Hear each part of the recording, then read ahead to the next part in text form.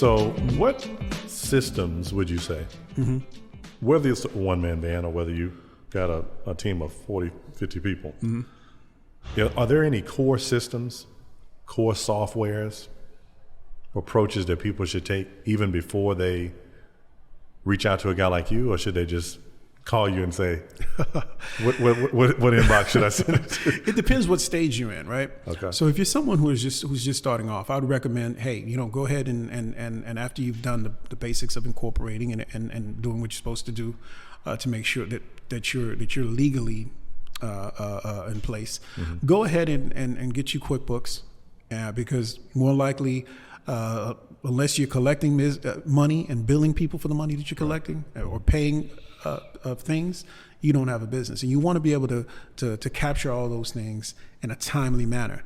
In accounting, we have a principle called the matching principle, right? It simply says that money going out, cash spent, money coming in should always precede the money going out, meaning that your expenses should match your revenue. Okay. And when they don't, your income becomes lopsided. It's always hard to play catch up. So if you don't catch the receipts, the expenses in a timely manner, the longer you wait, the less likely it is for you to know where your money went. So, well, what about is it also true though that you're running a profitable business if they don't match? Let's say you have more revenue coming in and the receipts just can't catch up. That's obviously a good problem to have. That's a great problem to have, but you want to make sure that is the case. And the only way to know that is because sometimes you do have a concept of payables. Some people will say, hey, you know what? I'll do the service, pay me later. That's not captured in your cash.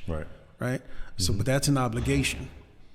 So you don't have as much, you're not obligated, or you're not entitled to as much money as you think you have. And that's, truth be told, that's actually what catches up with a lot of people in the entertainment business. Because the way the entertainment business works, as you know, take, for example, an artist who receives royalties. And we'll get a little bit more in depth as far as structures and that type of compensation. But an artist who receives royalties, right? You may receive a royalty check in December or January, but you may not see another royalty check for another 2-3 years. That's true. The taxes are due on the royalty check once they've been dispersed to you. And typically you're talking about a material sum of money. But if the money is already gone out the door before recognizing that there's a tax obligation, then you may have the cash it appears that you have the cash to spend, but really that cash has obligations to it that should be recorded. And that's what an accounting system like QuickBooks would help you do. I say QuickBooks because it's the most basic form of use, But you could use spreadsheets as well, but QuickBooks is a little bit easier because it helps with the reporting capabilities. No, it's been a necessary item in the budget for years now. Of course. And I think that's for anybody. It's not a plug for QuickBooks as much as it is just there has to be a way for you to make this easier for yourself, because you're creative.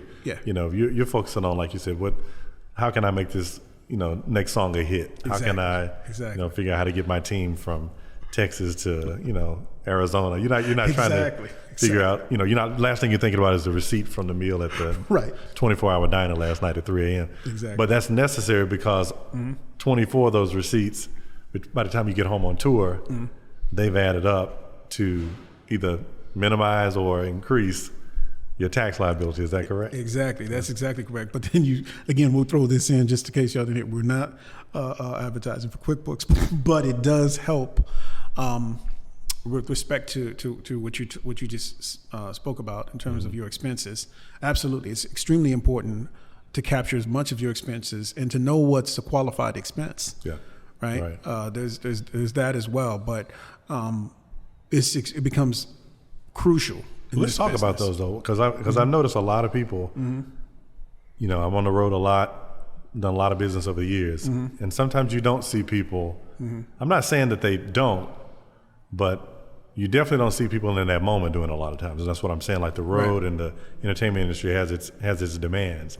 So if you don't do it when you're on the road, hopefully it's being done whenever you get around to it. But for those people that don't even realize they should be documented or keeping up with anything, that there is anything to keep up with, what are some of the big ones that you think musicians need to be Is it any different than anybody else in any other business? Should musicians be? No. Well, musicians should definitely, the key ones for musicians are the meals and entertainment, the lodging, which is the hotel fare, the airfare, because those tend to be big ticket items. Right. So, there's software that helps you kind of piece that stuff together. There's Expensify, there's other more complicated software, more technical software that allows you to capture that stuff as you go. So, as you're there, you take a snapshot of the receipt, it loads it for you, it saves it for you. So, but a lot of that also has to do with the company structure. Like if you're a single member LLC and everything's kind of sort of flowing through your Schedule C, it's important for you to have at least 99 to 100% of your receipts or your expenses, should you ever be audited. It just depends on the structure of the business. That plays part. So mileage to and from a show, a rehearsal, fair game. Mileage, to and from, yes. Meals on the road. Meals on the road. It's actually mileage to the show. Okay. To the show. New guitar strap. Absolutely. Keyboard cables. Yes. Drum pad had to get fixed. Yes. Bought some wardrobe for my show on Friday night in El Paso, whatever, right? Yes. All of these things are things that musicians, entertainers, business people, because that's what we are, should be thinking about and not overlooking. Absolutely. They're even literally down to the things that you purchase for yourself, right? Sometimes the idea of investing in oneself for someone that's maybe new at this or just is always trying to figure out how to cut a corner. Yes. Doesn't realize that those things are actually advantageous. Absolutely. To you. Instead of trying to look for ways to not spend, find ways to invest in yourself so that you can reap the tax benefits. Is that something that you would That's exactly suggest? Earlier you recall me saying that the tax code is not based on it's based on what you do, how and when you do it. Right. And so if you're the asset, the IRS views it as no more different, right? If you're the asset, and let's just say you have, I'm going to use a vehicle in this case. Let's just say you have a Yukon Denali. I've been dreaming about one, so I'll just put that out there. So let's just say, you go out and it's a business asset, and you go out and you, what they call improve the efficiency or life of the asset. That's deductible. Yeah. So it's no more so different. If you're the musician, you're the asset. So anything you do in the form of coaching, training, all those types of expenses, there's a line item called training and education on every tax form for business. Right. And the people who do well spend a lot of money on that line item, honestly, because the truth be told is you can never have enough experience. And there's two ways that you learn. You got to learn from your own experience, which is expensive. You're gonna pay tuition. Now, it's if you're gonna learn something, you're gonna pay in life. You're gonna pay tuition. Now, you can either pay tuition by doing it by yourself and failing and learning that way, or you can pay somebody else to learn from their experience. Right. I've always chosen the latter. To choose to learn from people who've gone through the path of entrepreneurship and business and have gone through some of those things, so I can sit down and have a conversation. It's literally, for me, for example, if there's a particular business or something that I feel like I have to learn, and the only way that I can learn it, it's not the only way, the more efficient way for me to learn it, because I know what it'll cost me. You don't know. Remember, we were talking about the known knowns and the unknown knowns. Let's just say you went the route of learning it by yourself. You truly really don't know what it's going to cost you because you don't know what you're missing out on. Right. You don't know, you're not going to know everything, especially until you get through it. So you don't know how deep of a hole you're digging. But say, for example, if there's somebody like yourself and I'm interested in learning about the music business, and you have a course, or even if it's not a course, I will pay a $200 meal ticket for you and your family to sit down and talk to you, pick your brains a little bit. I know it's cost me that $200, but I've learned something. So that's the way I've always, and it's deductible. Yeah, you just dropped a nugget there because a lot of times people associate brain picking should not have a dollar amount attached to it. Oh, no. But talk about musicians, like, again, that's an investment in yourself. Absolutely. Respecting people's time. Because a lot of times, this business has a lot of things to learn. There's a lot of things to know and do. Yeah. But you've talked about some key things that you do that are transferable to any industry, particularly this industry. Absolutely. Reading and studying. Yes. Making sure that you're up to date on whatever the latest advancements are, developments are, not just in the tax code, but your core business. Yes. Right? Yes. Like it's your job to stay on top of the tax code, right? Absolutely. But it's the musician or the music business the professional's job to stay on top of their craft. Right. So I think some of the things that you're dropping, we want to make sure that these things are caught. Right? Oh, yeah. Investing in someone's time, right? Man. That's the biggest. Taking them out for a meal Yes. instead of just saying, hey, can I pick your brain? Yes. How much would it cost for an hour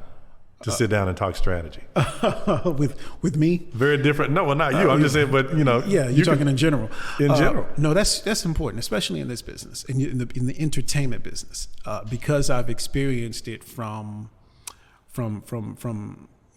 trying to service someone who's in the business. Let's just lay it out on the table and be honest. Right. There's a lack of professionalism when it comes to respecting time, right?